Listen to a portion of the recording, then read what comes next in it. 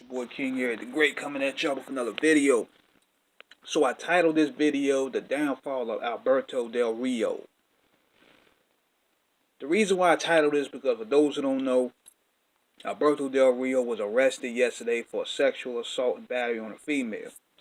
So this was a huge downfall, bro, because if you go back to 2011 when Alberto Del Rio first came, he was basically designed by the WWE to be the next after Rey Mysterio. They were looking for a Latin sensation. And Alberto Del Rio at that time, even though his accent was kind of hard, it was kind of hard for him to do promos.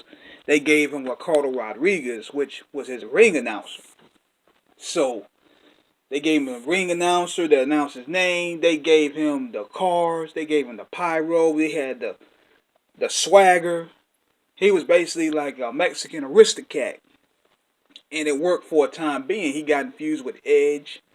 He got infused with CM Punk later on. He won the Royal Rumble. He had a big 2011. I think it was 2011 when he won, or 2012. But he was always in the high card. He can work, but it was something about him that it still was kind of hard for people to connect with. He can work, but he didn't have the charisma like that. I think it was probably his accent. His accent made it hard for him to do promos. And his style was a bit, it's hard to describe. It wasn't as exciting as Rey Mysterio or Eddie Guerrero. But he had a solid run for what it was. Then he turned babyface in like 2012, 2013. My years could be wrong. So correct me if I'm wrong.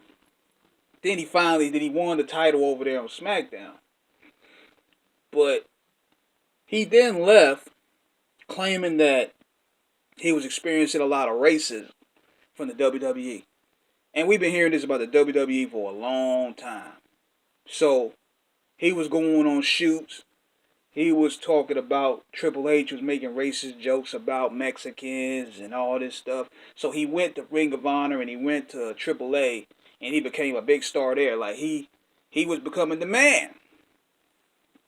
He was becoming that guy at first. But here's where it gets bad. He instead compromises his values and he goes back to the WWE. He comes back into the WWE under Zeb Coulter, which didn't make any sense because him and Zeb Coulter was feuding when Zeb Coulter was managing Jack Swagger. So that didn't make any sense at all. So he comes back. Everything about this dude is gone. His pyro's gone. His ring announcer's gone. His cars are gone. They left this man with nothing.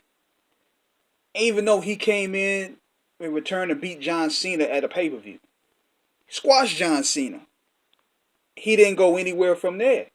Then they put him with this other trio with Sheamus and Wade Barrett. I think it's called the League of Nations. I could be wrong.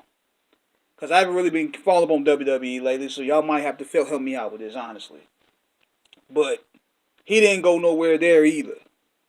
It was all downhill from there. Like, they just took everything from him. And I think they just purposely did that because he came back and he had to eat crow. Like, you going back, you talking about this company is racist and all this stuff, but you're going back and you're not gaining nothing? So, he leaves afterwards. And he gets involved with Paige. And we know about the dynamics of that relationship. It was a very bizarre relationship. Drug use, abuse alleged, all that type of stuff.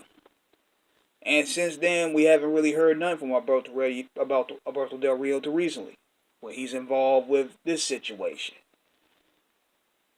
And it just goes to show you right there that you never know how far your fall or grace will come. And his came hard.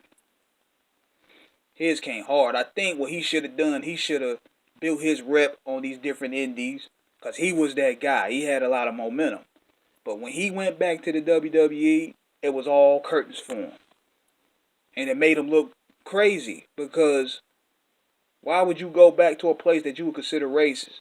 and you're not even getting a good deal out of it. So it just like the other guy that got in trouble with the WWE, the black dude. I mean, y'all need to. I mean, give me. You know, somebody y'all might have to give me names, but he ended up apologizing to the WWE for being racist. It's like when the pockets is getting a little slim, you start compromising your values.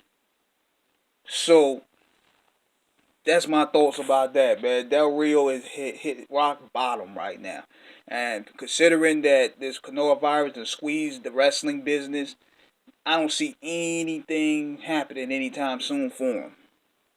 Is it done? Is it curtains for him? Let me know. This is King Ed the Great signing out. Holla at your boy.